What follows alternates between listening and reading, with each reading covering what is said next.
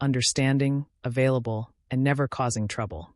She swallows her pain, holds back questions, and is there for him but not for herself. That energy, though well-intentioned, does not inspire love, it overwhelms. It projects a lack of center, mystery, and emotional tension. You may not notice, but your vibration screams, "I'm everything you need. Why won't you stay?" Sabrina, at 34, lived in this cycle. She gave everything, and men grew distant. In therapy, she had a brutal revelation. "I don't want to be loved. I want to be validated. That's why I give so much, because I don't believe I'm enough to be chosen effortlessly."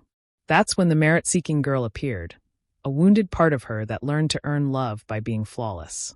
Her power was trapped by old programming.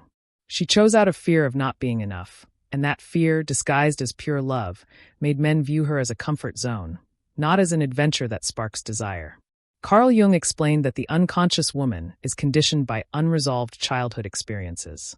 If you don't heal the inner child, she will relate to the world, even if you're 40. And that child is not magnetic, she's invisible, seeking approval, not love. Ask yourself, when did you feel you had to earn love? How often do you give more but still wait? And how many times, when you pull away, do they come back?